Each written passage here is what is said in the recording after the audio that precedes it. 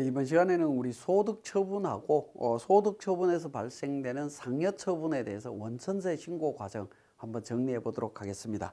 자, 소득 처분에 대한 기본적인 개념을 한번 보면요. 교재는 100부 폐지가 되겠고 결산서상 당기순이익과 법인세 신고서상의 소득 금액의 차이, 앞에서 설명드렸죠. 세무조정이었죠. 세무조정 금액에 대한 소득 처분을 밝히는 절차입니다. 세무조정 금액에 대해서만 밝히면 되느냐라는 부분인데, 우리 한번 생각해 보시면 세무조정은 결산서상 당기순이익에서 출발합니다. 그러면 당기순이익에 대한 소득 귀속자는 이미 다 밝혀져 있느냐라는 건데, 이익잉여금 처분계산서를 거쳐서 오면서 이미 다 처리가 된 부분이죠. 그죠? 배당할 거, 현금 적립할 거, 내부에 유보시킬 거 다 정리가 되어 있는 상태입니다. 그렇기 때문에 여기서 이야기하는 소득 처분은 세무조정 금액 기준으로만 처리하시면 되겠습니다. 그래서 세무조정 금액을 기준으로 해서 유보 소득 처분과 기타 사회출 소득 처분, 기타라고 하는 처분이 있습니다. 자, 유보라고 하는 소득 처분은 결산서상 자본이 왜곡된 경우다라는 겁니다. 자본이 왜곡된 경우. 자본이 왜곡됐다라는 의미가 뭐냐라는 부분인데, 재무상태표에 자본이 왜곡되면 유보가 되느냐라는 건데, 자본 왜곡이라고 하는 부분은 자산 부채가 잘못되면 자본이 왜곡될 수밖에 없습니다. 왜곡이라고 하는 것은 자본이 크거나 작아진다라는 의미죠. 그러니까 자산 부채가 잘못되면 유보다, 자본이 왜곡돼도 유보다, 같은 말입니다. 같은 말인데 얼핏 들으면 완전 다른 말처럼 느껴지기도 합니다. 자, 그 다음에 사회 유출이다라고 하는 부분은 외부로 법인소득이 나갔다라는 겁니다. 나갔는데 누구한테 나갔는지 귀속이 분명한 경우와 귀속이 불분명한 경우로 구분해서 보시면 되겠고, 귀속이 분명한 경우는 상여, 배당, 기타 소득, 기타 사회출로 소득 처분하도록 되어 있습니다. 귀속자에 따라서. 그 다음에 귀속이 불분명한 경우는 대표자 상여로 처리합니다.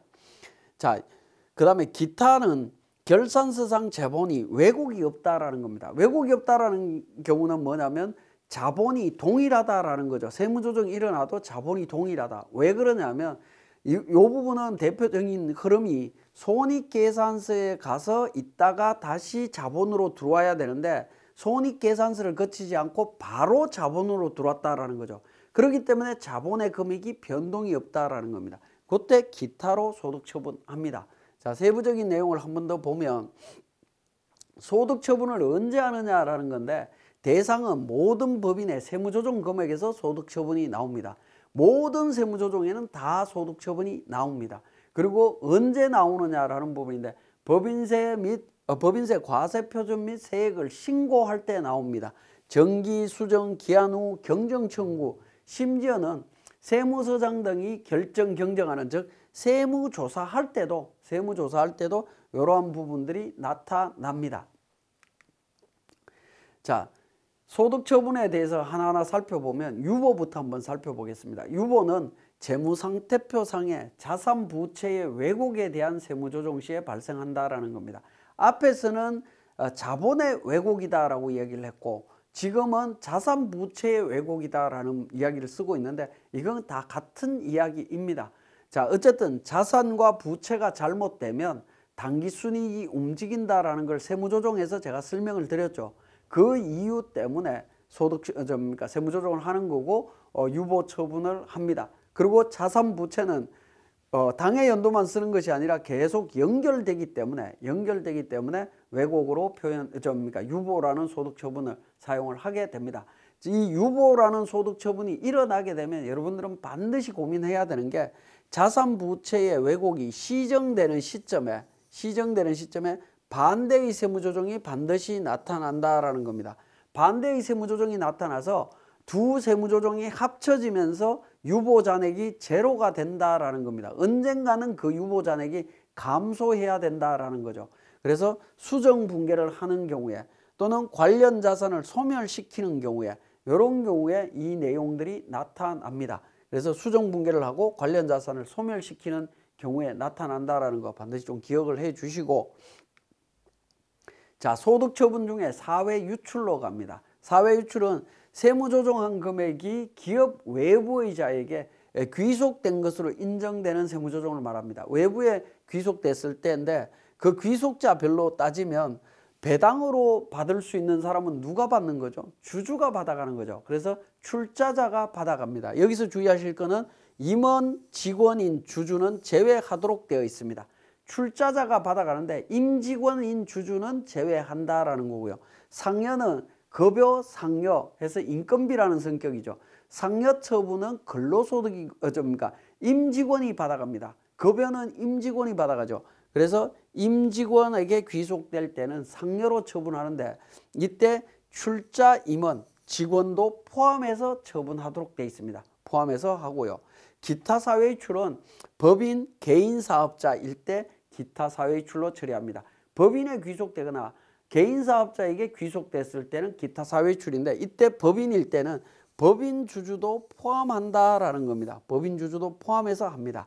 그 다음에 배당, 상여, 기타 소득과 관련되는 사람 이외의 사람한테 귀속이 되면 기타 소득으로 처분하도록 되어 있습니다. 자, 이렇게 처분이 되고요. 배당, 상여, 기타 사회이출 관련해서 사후 관리 어떻게 할 거냐 하는 문제가 남습니다. 자, 귀속자가 불분명한 경우에 어떻게 할 거냐라는 건데 귀속자가 불분명한 경우에는 이 경우에는 대표자한테 책임을 지웁니다. 그래서 대표자 상여로 처분하도록 되어 있습니다. 자, 기타 사회이출로 처분되는 강제 항목들이 법에 나열되어 있습니다. 이 부분들은 한번 읽어보시기만 하시면 충분히 이해하실 수 있습니다. 법인세 비용이라든가 벌금, 과료, 과태료, 가산금, 체납처분비, 그 다음에 임대보증금 등에 대한 간주입금, 기부금 한도초과, 접대비 한도초과 뭐 이런 부분들이죠. 법에서 기타 사회이출로 처분하라라고 강제화한 항목들이라고 보시면 됩니다. 이런 경우에는 이유를 따지지 않고 무조건 기타 사회이출로 처리하시면 됩니다. 자, 소득 처분 금액의 사후 관리 부분을 한번 보시면 유보라고 하는 부분은 앞에서도 제가 말씀드렸지만 유보는 자산 부채와 관련되는 부분이라고 말씀드렸고 관련 자산 부채는 어떻게 되죠? 관련 자산 부채는 계속 사용하는 부분이죠. 그죠? 자산은 당해 연도에만 사용하는 것이 아니라 그 다음 연도에도 영향을 미칩니다. 그렇기 때문에 유보는 그 자산이 존재하는 동안 계속 관리가 돼야 된다는 겁니다. 그 관리하는 서식을 자본금과 적립금 조정명에서 을표에서 잔액을 항상 관리를 합니다. 그래서 관리를 잘 하셔야 되고요. 관리를 잘 한다는 얘기는 유보 잔액이 반대의 세무조정으로 없어지는 시점을 잘 찾아서 관리를 하셔야 됩니다. 그렇지 않으면 유보 잔액만 계속 남아있는 사태가 생길 수 있습니다. 그 부분 좀 주의를 하시고요. 그 다음에 기타 및 기타 사회이출은 원칙적으로 관리 필요는 없습니다. 그렇지만 기부금 한도 초과액이나 업무용 승용차 관련 감가상각비 상당액에 대한 한도 초과액에 대한 관리는 별도로 관리를 좀 하셔야 됩니다. 요거 2월 공제 때문에 그렇습니다. 기부금 한도 초과액이 나오면 10년 동안 2월 공제되도록 되어 있고요.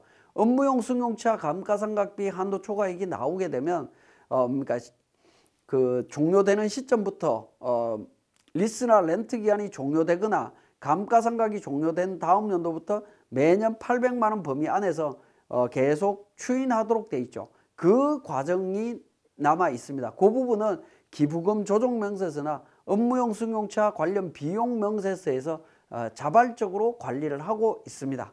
자, 그 다음 배당, 상여, 기타 소득에 대해서는 소득자의 추가적인 소득세 납세 의무가 부여되어 있고요. 그리고 원천징수 의무가 발생을 합니다. 법인에서는 원천징수 의무가 발생이 된다라는 겁니다.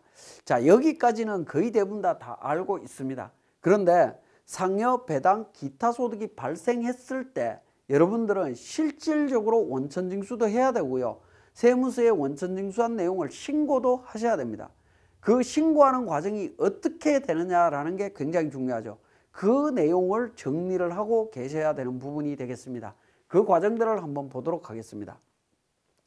자, 소득 처분 금액의 지급 시기와 귀속 시기에 대한 부분입니다.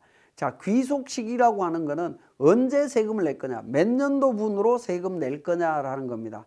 지금 시점 귀속으로 볼 거냐, 작년도 기준으로 볼 거냐, 이런 부분들을 의미하는 거고요. 지급 시기는 이 소득은 소득자한테 언제 준 걸로 볼 거냐라는 겁니다. 준 시점 기준으로 원천징수 문제가 나옵니다. 언제까지 원천징수해야 될 거냐. 지급일에 다음 달 10일까지 원천징수하도록 되어 있죠. 그 부분을 확인하는 절차다라고 보시면 되겠습니다. 자, 그래서 우리 소득 처분 중에 상여, 배당, 기타 소득에 대해서는 상여는 소득자의 근로소득이고요. 배당은 배당소득입니다. 기타 소득은 기타 소득으로 처리되도록 되어 있습니다. 귀속자의 근로소득, 배당소득, 기타 소득입니다. 자, 이러한 세 가지 소득은 언제 지급한 걸로 보느냐, 즉 언제 기준으로 원천징수할 거냐라는 부분인데 법인세 과세 표준 신고일입니다. 우리가 23년 3월 달에 법인세 신고하죠. 이때 상여, 배당, 기타 소득이 나오면 3월 달 지급한 걸로 봅니다. 그러면 원천세 신고 언제까지 해야 되죠?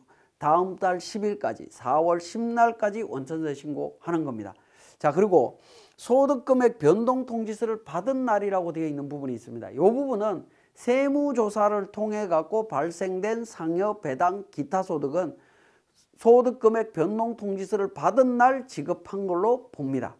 자, 소득의 귀속 시기에 대한 부분입니다. 상여에 대해서는 당해 사업연도 중에 근로를 제공한 날이 귀속 시기가 됩니다. 자, 당해 사업연도 중에 근로를 제공한 날이 언제냐? 자, 법조문에 보면 이렇게 되어 있는데 이렇게 읽으면 되게 힘들어집니다. 가장 쉬운 말은 뭐냐면 세무조정 대상 연도다라고 이해를 하시면 됩니다. 2022년도 세무조정 하다가 상여 처분이 나왔다. 그러면 2022년도 귀속이다라고 보시면 됩니다. 18년도 세무조사 받다가 상여 처분이 나왔다. 그러면 18년도 근로소득이다라고 보시면 됩니다. 자, 그 다음에 배당과 기타 소득은 해당 사업연도의 결산 확정일입니다. 결산 확정일은 언제죠?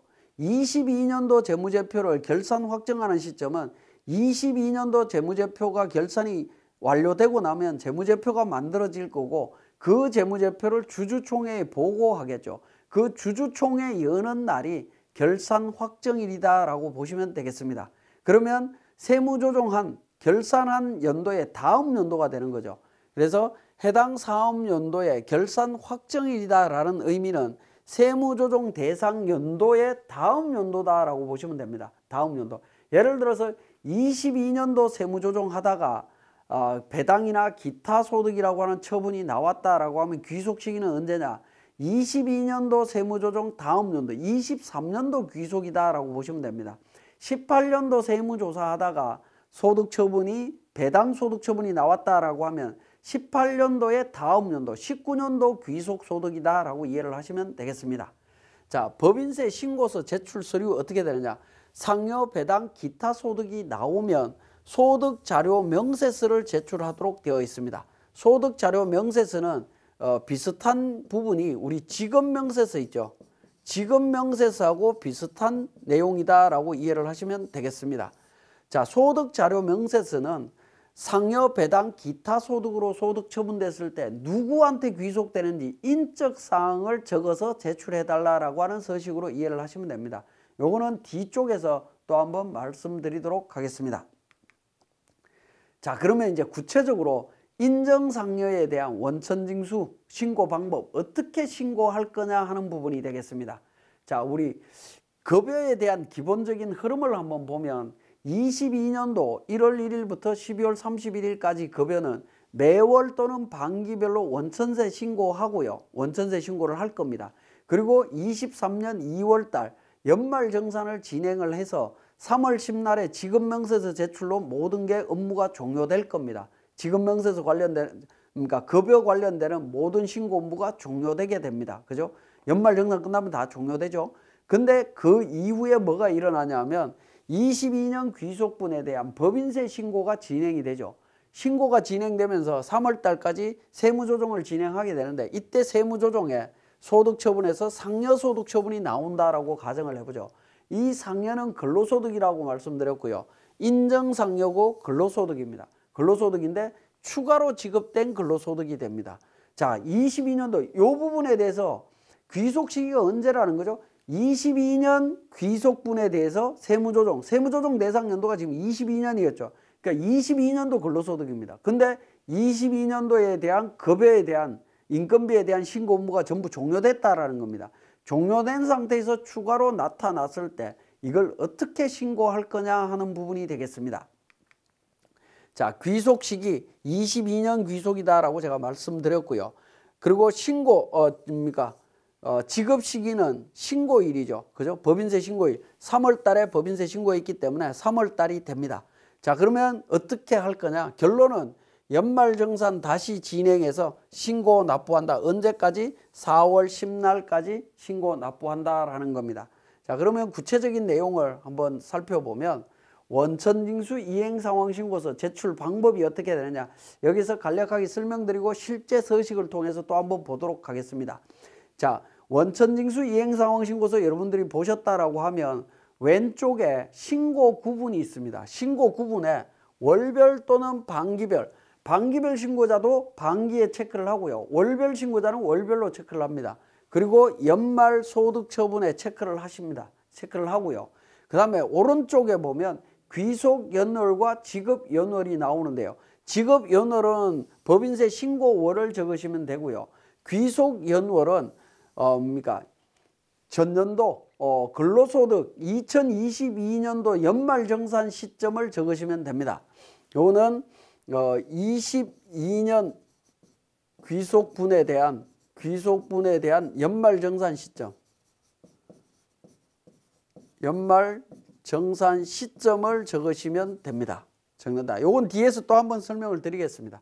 이렇게 해서 이제 신고를 하게 되는데 주의하실 거는 월별 납부자나 반기별 납부자 모두 신고 대상이다라는 거 반드시 기억을 해 주시고 지급명세서 수정해서 제출하셔야 됩니다. 언제까지? 원천징수 이행상황신고서 제출할 때 같이 제출합니다. 요거는 법에서는 정해져 있지는 않지만 같이 제출하는 게 좋습니다. 자, 그러면 실질적인 사례를 한번 보면 23년 3월 달 급여를 23년 3월 31일 날 지급한다라고 가정을 하고요. 자, 20명의 총급여 8천만 원, 간이세액 95만 원이다라고 가정을 하겠습니다.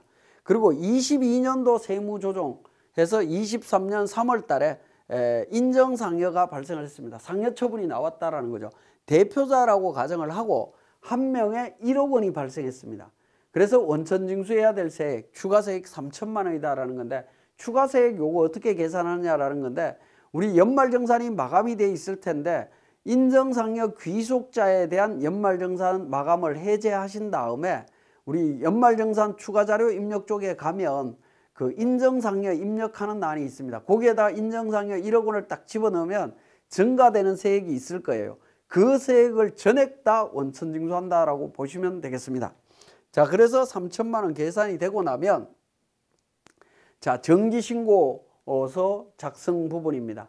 자, 원천징수 이행상황신고서에 신고 구분 매월로 해서 간이세액란에 20명에 8천만 원, 95만 원에서 신고 납부합니다. 귀속연월은 23년 3월, 지급연월 23년 3월로 해서 신고서 전자 제출하시면 됩니다.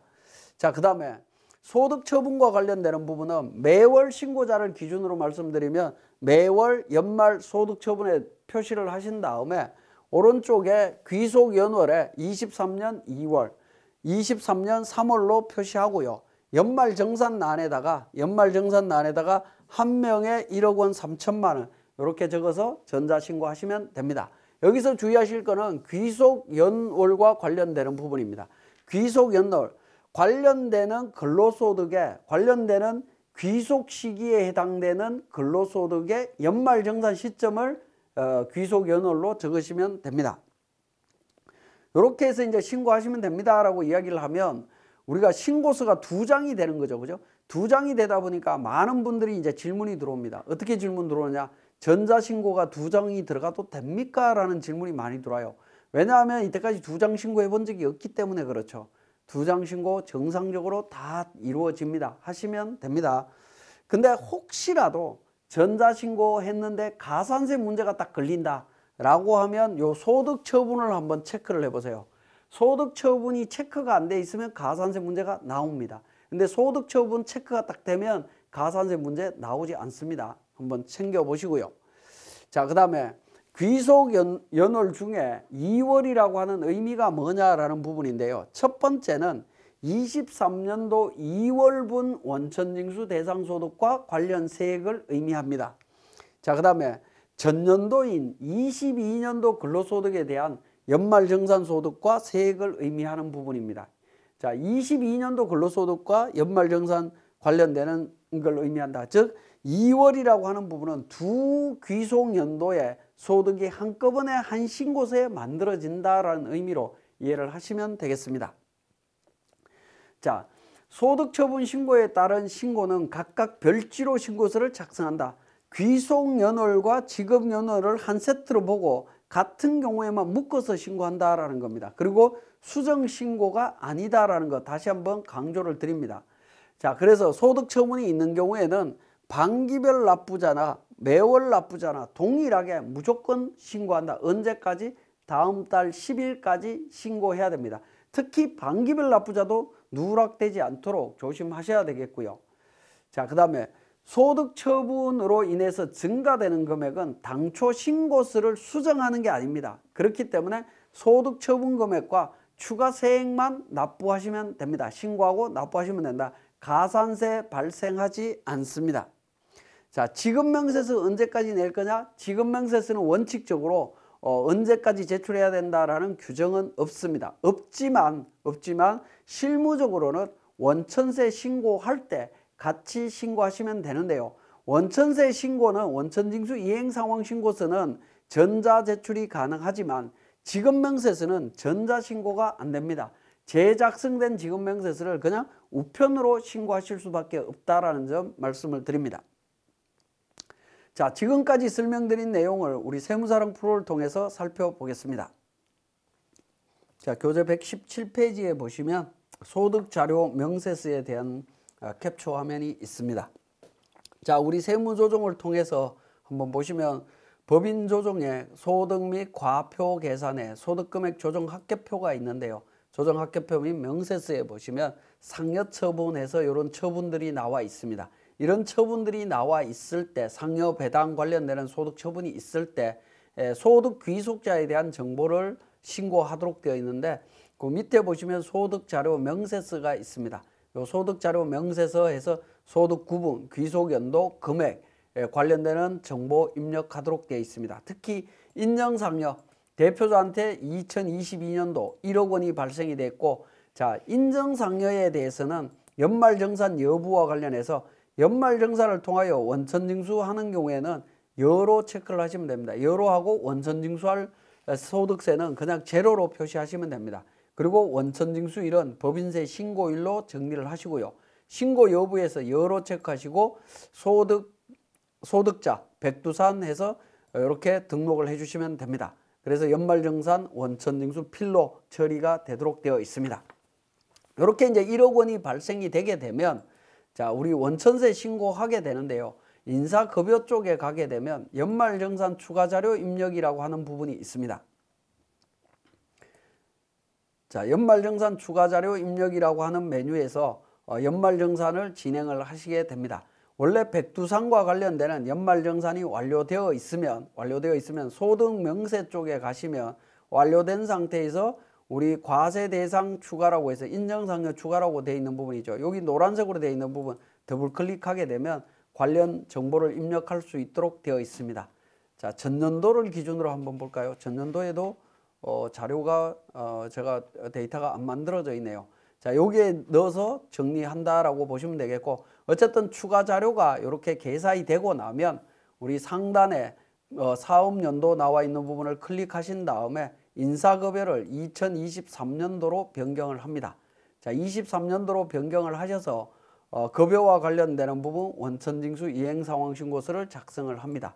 자, 작성을 하는데 23년도에 우리 사례 부분이 있었죠. 사례 부분이 120페이지에 있습니다. 자, 앞에서 설명드렸던 그 사례인데요.